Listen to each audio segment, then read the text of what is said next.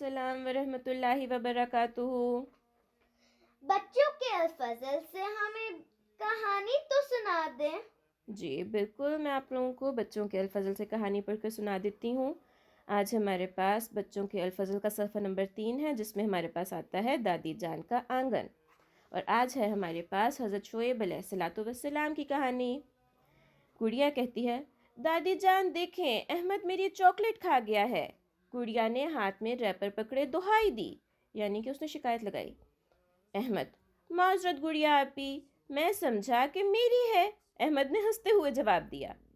دادی جان احمد کو سمجھاتی ہیں، بہت بری بات احمد بیٹا، کسی کی چیز پر نظر نہیں رکھتے، اب آئندہ سے یہ حرکت نہ دیکھوں۔ احمد کہتا ہے، معذرت دادی جان، میں بس آپی کو تنگ کرنا چاہ رہا تھا۔ احمد کو اب سچ مچ شرمندگی محسوس ہو رہی تھی۔ اس پہ گڑیا کہتی ہے، دادی جان مجھے بتائیں، یہ اصحاب الایکا کون لوگ تھے؟ سیکٹری صاحبہ ناصرات کو اگلے اجلاس میں جواب دینا ہے۔ آپ تینوں کو پتہ ہے کہ اصحاب الایکا کون تھے؟ جی نہیں۔ چلو ہم دیکھتے ہیں کہانی میں۔ دادی جان کہتی ہیں، چلو آج میں آپ کو مدین والوں کی کہانی سناتی ہوں۔ ایک گھنا اور وسیع جنگل خلیج عقبہ کے پاس کے علاقے میں واقع تھا، یعنی بہت بڑا اور جنگل تھا جس میں بہت زیادہ درخت تھے۔ اس جنگل میں مختلف قسم کے پھلدار درخت موجود تھے، جن کے پھل جنگلی جانوروں اور انسانوں کے لیے خوراک کا کام دیتے تھے۔ محمد شیراز، خوراک کیا ہوتی ہے؟ فوڈ۔ جی، کھانا ہوتا ہے خوراک۔ یہی وجہ تھی کہ اس جنگل میں کثرت کے ساتھ ہرن، جنگلی اونٹ اور 12 سنگھے پائے جاتے تھے۔ اس جنگل کے ارد گرد کافی دور تک ایک قوم آباد تھی، جو حضرت ابراہیم کے ایک بیٹے مدین کی نسل میں ہونے کی وجہ سے قوم مدین کہلاتی تھی۔ یہ ایک بڑی قوم تھی جو عرب کے بہت بڑے علاقے پہ پھیلی ہوئی تھی۔ ان کے مرکزی شہر کا نام بھی مدین ہی تھا، جو اس وسیع جنگل کے قریب ہی خلیج عقبہ کے پاس آباد تھا۔ مدین کے چرواہے اپنے جانور چرانے کی غرض سے اس جنگل میں جاتے رہتے تھے۔ یہی آپ کو پتہ ہے چرواہے کیا ہوتے ہیں؟ شیپرڈز۔ جی بالکل، جو جانوروں کو لے کے جاتے ہیں ان کو چرواہے کہتے ہیں۔ مدین کے چرواہے اپنے جانور چرانے کی غرض سے اس جنگل میں آتے جاتے رہتے تھے۔ اس وجہ سے لوگ انہیں اصحاب الایکا یعنی جنگل والے لوگ بھی کہہ دیا کرتے تھے۔ تو ماہرہ اب آپ کو سمجھ آئیے اصحاب الایکا کون ہوتے ہیں؟ اصحاب الایکا ہوتے ہیں جو لوگ جنگل میں رہتے ہیں۔ جی، تو یہ علاقہ اس زمانے میں تجارتی لحاظ سے بڑی اہمیت کا حامل تھا، کیونکہ اس زمانے میں یمن سے شام جانے کے لیے اور خلیج فارس سے مصر جانے کے لیے جو 2 بڑے راستے استعمال ہوتے تھے، وہ مدیانی قوم کے علاقے میں سے گزرتے تھے۔ جغرافیائی لحاظ سے یہ بات بہت اہمیت رکھتی تھی، کیونکہ عرب کے تمام تجارت کا انحصار ان راستوں پر تھا، اور یہی وجہ تھی کہ اس قوم کی اکثریت تجارت کے پیشے کو اپنائے ہوئے تھی، یعنی ان میں سے زیادہ تر لوگ بزنس کرتے تھے۔ خدا تعالیٰ نے مدیانی قوم کو بہت ساری نعمتوں سے نوازا تھا۔ ان کے پاس جنگل تھا، پھل تھے، بزنس والا راستہ تھا، بہت نعمتیں دی تھیں نا اللہ میاں نے انہیں۔ جی۔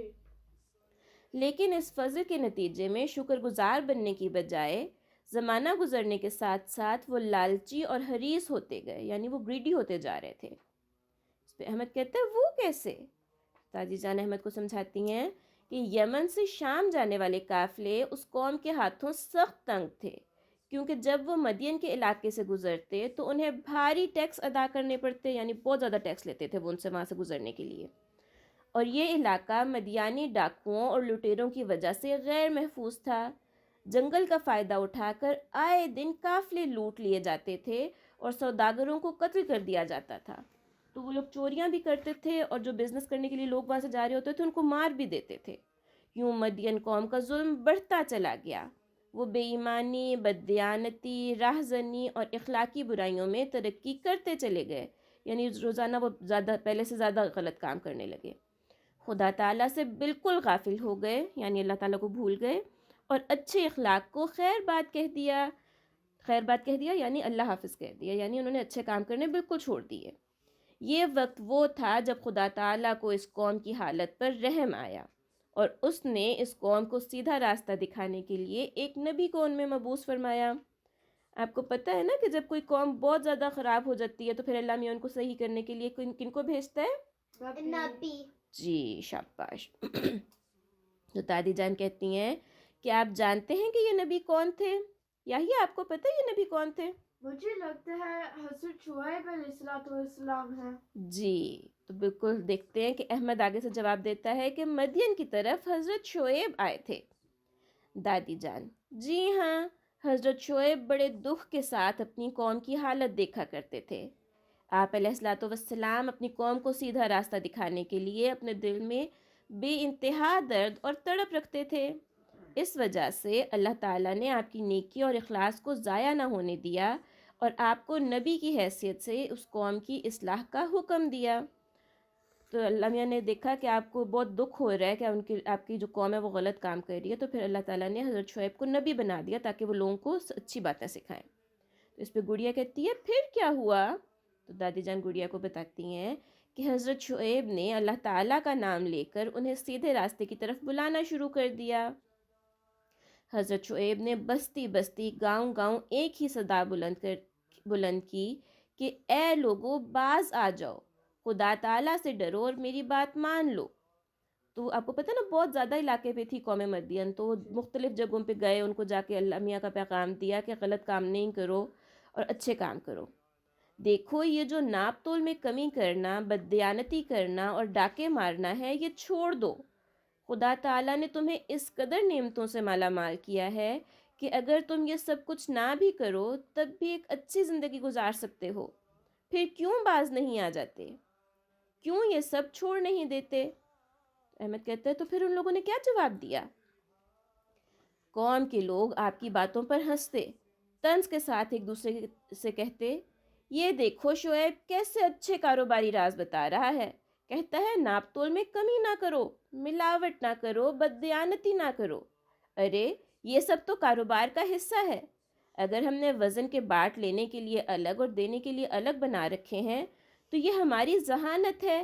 ہم نے کتنی محنت سے تجارت میں ترقی کے نئے نئے طریقے بنائے ہیں. ماہرہ آپ کو کیا سمجھ آئیے وہ کیا کہتے تھے آگے سے؟ وہ لوگ فیئر بزنس نہیں کرتے تھے اور کہتے تھے کہ انفیئر ہونا ہمارا بزنس کا طریقہ ہے. جی بالکل. غرض یہ کہ جتنے منہ اتنی باتیں. قوم کی اکثریت اس بات کو ماننے کے لیے تیار نہ تھی کہ شعیب اللہ کے نبی ہیں اور ہماری رہنمائی کے لیے مبعوث کیے گئے ہیں. تو بہت سے تو یہ لوگ بات مان ہی نہیں رہے تھے کہ وہ نبی ہیں. وہ مسلسل آپ کو جھوٹا کہتے، آپ کی باتوں کو غلط کہتے اور کوئی بات ماننے کے لیے تیار نہ ہوتے. حضرت شعیب نے انہیں بہت سمجھایا لیکن نتیجہ کچھ نہ نکلا. یہ سلسلہ چلتا رہا اور قوم اپنی بددیانتی اور ظلم میں بڑھتی چلی گئی، یہاں تک کہ اللہ تعالیٰ کی طرف سے اس قوم کو سزا دینے کا فیصلہ کر لیا گیا. اور اس سزا کے متعلق حضرت شعیب نے اپنی قوم کو آگاہ کر دیا. محمد شیراز آپ کو پتہ ہے آگاہ کرنا کیا ہوتا ہے؟ بتا دیا. جی حضرت شعیب نے اپنی قوم کو بتا دیا. قوم مدین نے سزا کی پیش گوئی کو بھی جھوٹا سمجھا اور بجائے اس کے کہ باز آتی اس نے پہلے سے بڑھ کر حضرت شعیب کا انکار کرنا شروع کر دیا. وہ کہتے کہ اے شعیب بہت باتیں ہو چکی ہیں، ہمیں معلوم ہے کہ تیری حیثیت کچھ بھی نہیں ہے، تو ایک عام آدمی ہے، اور اگر ایسا نہیں ہے تو پھر جا اور ہم پر جو عذاب لانا چاہے لے آ. اب تو ہم تب ہی تمہیں سچا سمجھیں گے جب تم ہم پر کوئی عذاب لے آؤ گے. ہم پر آسمان سے کچھ ٹکڑا گرا اگر تو سچوں میں سے ہے. اور کہتے کہ اے شعیب تو جو کہتا ہے اس میں سے بہت سا ہم سمجھ نہیں سکتے، جبکہ تجھے ہم اپنے درمیان بہت کمزور دیکھتے ہیں، اور اگر تیرا قبیلہ نہ ہوتا تو ہم ضرور تجھے سنسار کر دیتے اور تو ہمارے مقابل پر کوئی غلبہ نہیں رکھتا. تو وہ لوگ کہتے تھے کہ حضرت شعیب کو کہ آپ کی تو کوئی ہم سمجھتے نہیں ہیں کہ کوئی حیثیت ہے، کوئی ویلیو ہے.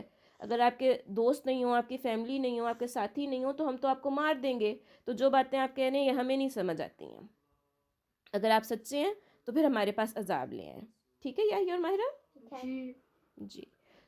تو اس پہ گڑیا کہتی ہے تو کیا ان کی قوم پر بھی عذاب آیا؟ دادی جان کہتی ہیں جی ہاں، قوم نے انکار میں حد کر دی تھی. انہوں نے حضرت شعیب کی سچائی کا معیار ہی عذاب کو ٹھہرایا تھا، اس لیے اب لازم تھا کہ عذاب ان پر آ کر رہتا تاکہ اللہ کے اس بزرگ نبی کی سچائی ثابت ہو سکتی۔ تو انہوں نے تو کہا تھا نا کہ ہم تبھی مانیں گے جب عذاب آئے گا، تو اس لیے اب تو ضروری ہو گیا تھا عذاب آنا، جی اور پھر ایسا ہی ہوا۔ حضرت شعیب نے اپنے رب سے دعا کی، ربنا افتح بیننا وبین قومنا بالحق وانت خیر الفاتحین۔ یہ سورہ الاعراف کی آیت نمبر 90 ہے، جس میں یہ حضرت شعیب کی دعا ہمارے پاس قرآن مجید میں لکھی ہوئی ہے۔ اس کا ترجمہ ہے، اے ہمارے رب، ہمارے اور ہماری قوم کے درمیان حق کے ساتھ فیصلہ کر دے، اور تو فیصلہ کرنے والوں میں سب سے بہتر ہے۔ پھر بادل آ گئے۔ مدین کے لوگ بڑے سکون کے ساتھ اپنے کاموں میں لگے ہوئے تھے۔ بعض لوگ بادلوں کی آمد کو خوشگوار موسم کی طرف ایک قدم قرار دے رہے تھے، تو بادل آئے تو انہیں لگا کہ موسم اچھا ہونے لگا ہے، لیکن خدا تعالیٰ کی تقدیر کچھ اور ہی رنگ دکھانے لگی تھی، یعنی اللہ میاں نے تو بادل کسی اور کام کے لیے بھیجے تھے نا۔ جی بادل گہرے ہوتے چلے گئے، تیز آندھی کے ساتھ ہی موسلادھار بارش شروع ہو گئی۔ ان کو ایک سایہ کر دینے والے مہلک بادل کے دن کے عذاب نے آ پکڑا، یعنی ایک بہت بڑے بادل نے جو دن میں آیا تھا اس کا عذاب آیا ان پہ۔ وہ آسمان کا کوئی ٹکڑا مانگ رہے تھے، انہوں نے کہا تھا نا ہم پہ آسمان کا کوئی ٹکڑا گرا دے، تو زبردست قسم کے کڑاکے بھی لگے اور بارش ایسی شروع ہوئی کہ رکنے کا نام ہی نہیں لیتی تھی، تو بہت بجلی چمکی اور اتنی زیادہ بارش ہوئی کہ وہ رک ہی نہیں رہی تھی۔ وقت گزرتا گیا اور بارش تیز سے تیز تر ہوتی چلی گئی۔ قوم مدین کی تمام ترقیات بارش کے اس شدید طوفان میں بہتی چلی جا رہی تھیں۔ قرآن کریم کے مطابق بہت زبردست زلزلہ بھی آیا تھا۔ جی زلزلہ آپ کو پتہ ہے کیا ہوتا ہے؟ مجھے لگتا ہے ارتھکویک ہوتا ہے۔ جی بالکل ٹھیک ہے، اور وہ اپنے گھروں میں ہی دبے رہ گئے۔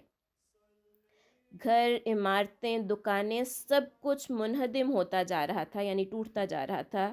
لوگ مر رہے تھے، چیخ و پکار ہو رہی تھی، لیکن اس عذاب سے بچنا ممکن نہ تھا۔ جو گھر گرتا تھا وہ اس گھر میں رہنے والوں کی قبر بن جاتا تھا۔